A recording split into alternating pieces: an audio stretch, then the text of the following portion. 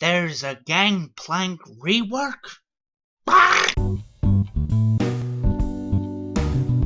So I'm pretty sure everyone's heard it by now. But there's a Gangplank rework that's on the PBE, and I'm gonna go through it and see what's changed, see what's different, look at all the abilities and stuff, and give my thoughts on it as a bit of a main of Gangplank myself. So first things first, the new splash art is fucking sick. Alright, let's take a look at these stats and ability changes. So we can see here, base mana regen is down, base mana is down, attack speed per level is up, armor per level is down, base damage is down, base armor is down, and the HP regen is slightly buffed and the HP per level is down. So he's had a lot of his base stats nerfed very slightly. I'm pretty sure for the most part you won't tell much of the difference. The only thing I can really see is the attack speed per level. He's going to have a fair bit more attack speed than he used to, just naturally. The damage, his base damage is down by 3 points, and I'm quite a fan of Gangplank's level 1, but having it down 3 points, normally I'd be a little iffy, but his passive more than makes up for it. So we're going to keep moving on from the stats. Overall, the stats I feel are about the same. They haven't changed his base health, which is still going to be the same. He's going to still have the same amount of health at level 1, which is the highest amount. Okay. Passive. Trial by fire. Okay, so every 15 seconds, his next melee attack with his sword, not with his gun, he has to actually hit the target in melee range, causes it to ignite, dealing 30, I believe it scales, yes. It's actually equal to 20, plus 10 times the character level, plus 120% of his bonus AD as true damage over 1.5 seconds. So I believe it ticks 3 times, and it's over 1.5 seconds. The fact that this deals true damage, and it's an extra, basically an extra 30 at level 1, more than makes up for the fact that he's missing 3 of his base damage. When the passive is procced, it gives him also 30% movement speed. And it also has a really nice interaction with his E, where destroying a powder keg, which is his E, refreshes the passive and gives him the movement speed. So it not only gives him a second proc, but it also gives him the movement speed straight away. My thoughts on this is, they've taken his old passive, which used to be it would deal a exactly 0 magic damage per second for a few seconds. They changed it so that instead of having it on all the time, it happens every 15 seconds, which has allowed them to put a lot more power into it, which I think is fantastic. Okay, moving on. Gangplank's Q. This is essentially the same. The numbers are completely the same as opposed to how much damage it deals. It still goes from 20 to 120 damage plus 100% of your total AD, so it's basically an auto attack. It can crit, still applies on hit effects, and still gives you 4 to 8 bonus gold and refunds 50% of the mana cost. So that's pretty much the same. For the gold blunder, he gets a silver 7, which he uses to upgrade his cannon barrage. This was really put into the game to give people more incentive to farm with Gangplank's Q. And I am completely fine with this, and the main problem I had with farming with Gangplank's Q was that it was very mana intensive, because it had a scaling mana cost, and if you wanted to get a lot of the bonus gold back from it, you had to put points into it, and that would make the mana cost go up, and you'd run out of mana really, really fast. So this one, the bonus gold is still the same for leveling it up, however, the mana cost is static. It's 50 mana at all ranks, and the cooldown is still 5 seconds. Okay, moving on. The W. This has been changed significantly. Well, not significantly, but it's been tweaked fairly tangibly. So it still gives him the old CC debuff. He heals himself and all that jazz. However, they've made it so that it has a scaling mana cost instead of his Q. Like his Q used to have a scaling mana cost that went from 50 to 70, I believe. Yeah, around that. And the W now has a mana cost from 60 to 100. 100 mana for his W, which is insane since it used to have a static mana cost of 65. The cooldown has been reduced quite nicely though. It's down to 14, where the lowest cooldown you can get on it was 18 before cooldown reduction, of course. The actual numbers in it are 50 to 150. of his health, 50, 75, 100, 125, 150, plus 100% of his AP. That's the base amount. That's actually significantly lower than it used to be. It used to be up to 340, 360, something like that. But it now restores also 15% of his missing health, which I think is absolutely fantastic. Not only does this more than make up for the missing base health it regens, it in fact regens more. With this current ability, you can have 1 point in W and get the same amount of health back, if you're low on health, of course. But that's not the main reason why you use it. The main reason you use it now is because it actually scales with health. You can actually buy health items, and it improves your scurvy, rather than having to buy AP to improve it, which I think is bloody great. Alright, let's move on to his E, Powder Keg. This is a completely new ability. He used to have Raised Morale, which would give him AD and move speed, which was a very underwhelming ability, even though it was pretty invisibly powerful, I guess, with the movement speed. But let's take a look at this. The Powder Keg. He plates the Powder Keg, which has no cost, by the way. It does have a small cast time, but it's no cost, and has an 18-second recharge, and stacks up based on how many points you have in your ultimate. You place a Powder Keg that can be attacked by Gangplank or his enemies. It stays for a minute. If you destroy it, as Gangplank, it explodes, dealing the attack you dealt to the Keg's damage in a radius, which also, the damage ignores 60% of people's armor, and slows them by 40% for 2 seconds. And they also take an extra base damage based off how many ranks you put on the Keg. I believe it goes from 80 to 200 bonus damage. So it's pretty good. The attack's damage, so if the attack crits, the barrel's damage will also crit. So essentially, the barrel is like an AoE auto attack that you can chain through multiple points. So you can go ahead and do an Admiral Kunker and crit the entire team, which is pretty insane. The damage from each keg does not stack though, so you can't chuck 3 kegs down and then try and blow the living shit out of an enemy champion, because they'll only be affected by 1.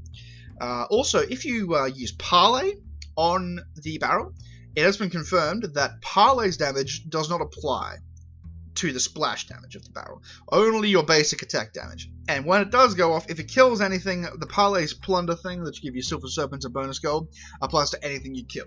Parlay's damage and his passive's damage will not be splashed by his Powder Kegs, so you're not going to get a true damage burn off, or any on-hit effects basically, off of the Powder Kegs exploding. Moving on. Gangplank's Cannon Barrage is ultimate. This has changed significantly. Okay, so the cooldown has been increased a bit, down to a minimum of a 2-minute cooldown. It still costs 100 mana, and it now deals significantly less magic damage per wave, but it does significantly more damage if an enemy stays inside it for the period of time that it's over, because it now lasts for 12 waves of cannonballs as opposed to 7, and slows enemies by more. It slows them by 30% as opposed to 25%, which is on live. It also scales a bit better with AP, so if you like playing APGP, that's gonna be a little bit better for you. It also upgrades from the Silver Serpents you get from Parlay. The upgrades can be bought in any order, which is fantastic, and they are insane. So, Death's Daughter fires a Mega Cannonball at the center of the barrage initially, dealing 300% true damage, and slowing people by 60% for 1.5 seconds. So, the initial hit of the Cannon Barrage is going to hit way harder, and slow them by a lot more, which I think this is actually going to be one of the better ones to get first, because it deals more guaranteed damage, because you just plonk the ult on them and then just hit them for a shit ton of damage, and you slow them by a lot more. So it's a more utility focused on chasing. It's a lot more reliable than some of the other ones. Alright, the next one is Raise Morale, which causes allies in the Cannon Barrage to gain 30% movement speed for 2 seconds. So that's really good. It means that it makes you want to use your Cannon Barrage as setting a battlefield where you want to fight, because all your allies will have increased mobility. Next up is Fire at Will, which makes the Cannon Barrage fire at an increased rate. The next one is Fire at Will, which actually makes the Cannon Barrage fire at an increasing rate, which gives you an extra 6 waves over the duration, meaning there's 20 waves of damage, which is absolutely insane. It would be even more crazy if you had some way of keeping people in the circle, but Gangplank still has no hard CC in this kit, so he's still reliant on other people to bring some hard CCs. Alright, some things that I can throw in here from a red post collection. Gangplank's passive, the true damage and the movement speed, works on towers. So Gangplank can burn towers down with true damage on his auto attacks. So he's really being pushed into the split push role, which is really cool because I like doing that as Gangplank. His barrels, they last for about a minute and there's no limit to the number you can place. So if you had 40% CDR,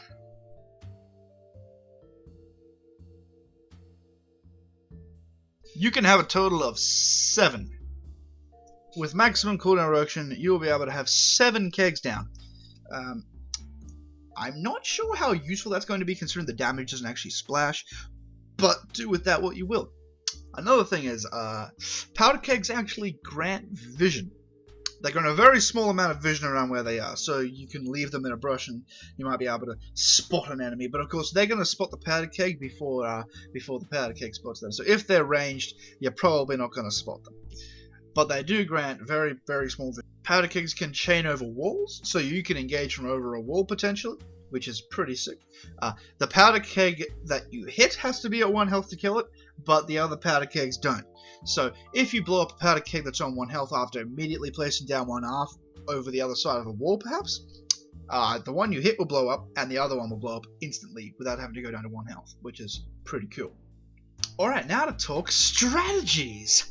You can reset the passive by destroying one of his powder kegs, which is really cool because you can basically get 3 movement speed procs in a seriously short amount of time. So if you're up against a high skill shot based champion, Gangplank's going to be an absolute monster, especially if this guy relies on 1 spell CC to bring him down. So perhaps a Vega is going to get absolutely gutter stomped by this guy because he's going to have just so much movement speed with this E and this passive. It's absolutely crazy. First of all, I think the builds are actually going to stay fairly similar.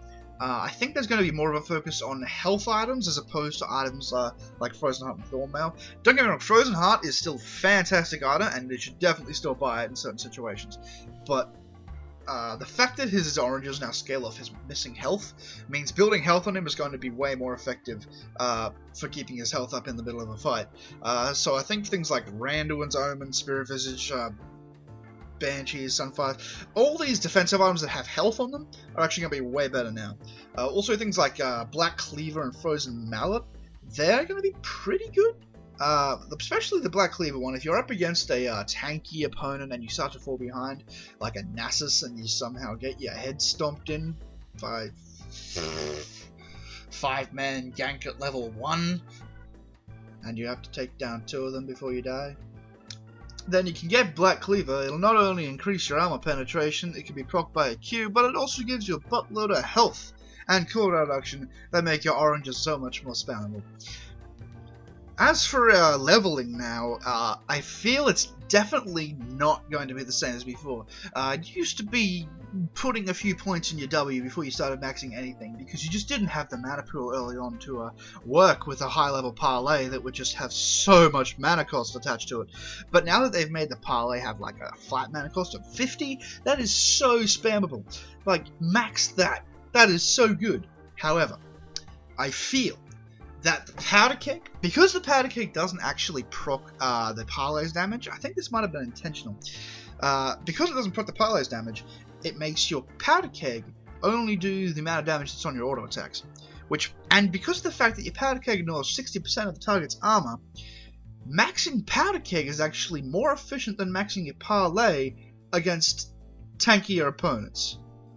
So, if someone in your lane is like, oh, I'm Shen, and I'm going to just stack armor for days, you can probably just put some points in your powder keg and use that as an extension of your auto attacks to bust through his armor a bit more, which is pretty good. I mean, you end up getting 200 bonus physical damage from his powder kegs. Like, that's pretty serious. Like, your parley only gives you 120 at max rank, 240 if you crit, so that's 200, you're basically on 40 damage sometimes, like if you crit. you'll miss out on 40 damage. Whereas with your powder kegs, you get a guaranteed 200 bonus physical damage that ignores 60% of the target's armor. Like, damn! There's definitely food for thought about what you want to max. Like, maxing your Q over your E. They are both very good. Like, his powder keg does more damage early in the game than his Q. If your auto attack does crit, it does deal the auto attack damage plus the flat bonus damage. The bonus damage does not interact with the critical strike, I'm fairly certain. So, it's very good for just straight up damage.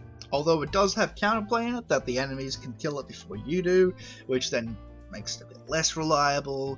But I still feel the powder keg is going to be a much better early ability than your parlay. Like, your parlay is still going to be the thing you do late game where you go and flash Q someone and insta blow up an 80 carry with a crit loaded piece of crap broken fucking, you know what I mean. But yeah, okay, moving on. Putting points in your Q is going to be opposed to the E. That putting points in your E makes you much more combat focused. You have a lot of wave clear, you'll be able to trade with tanky opponents. But having points in your Q means you can scale up faster with more gold that you get. You'll be able to upgrade your ultimate, which is absolutely pretty much like, that's just so good. You should not be going for that as soon as possible. That Death's Daughter massive cannibal dealing 300% true damage and slowing them by a buttload is just so good. Like, that should be an easy early thing to try and get. It's just definitely not going to be maxing your W till last, I feel, with the increased mana cost and the fact that it's now scaling off your missing health, and the percentage missing health doesn't scale. It's 15% at all ranks. The flat amount that it heals you isn't really that impressive. It scales up to about half the amount it used to be, so it's really not that great, and it still scales with 100% of your AP though. So I guess if you're playing APGP, and actually no, if you're playing APGP I still wouldn't do it because the base is just so useless. I'd really consider just maxing your Q or your E first, depending on what you want to do in your lane. I'll probably talk about more of that when I actually get to play it myself. This is all speculation, I hope you realize. Alright. I really feel that his role as a split pusher is going to be really accentuated with this new change. What with the fact that his passive can work on towers and he has this insane refreshable movement speed boost that is absolutely crazy. Like, here's a nice little strat for you. Because of the fact that his passive can be procced off towers, let's say you're on blue side, you've pushed up to the second top lane tower. Now, this is a generally pretty dangerous spot, but let's say you got a nice little ward down.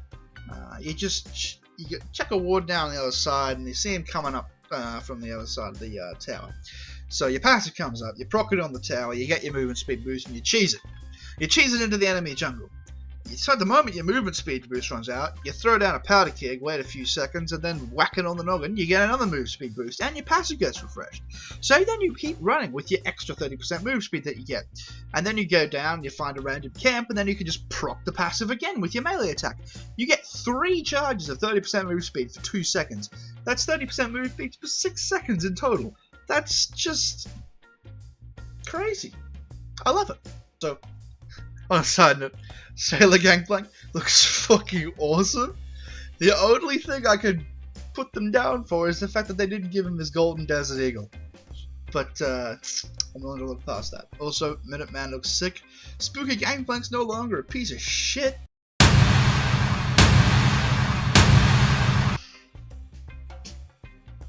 I want to discuss the hell out of this rework.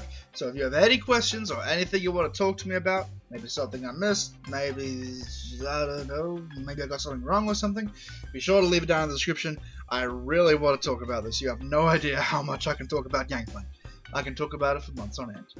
So be sure to comment anything you want to talk about this with. I'm more than happy to talk to you about it. Go ahead. Yeah, do that.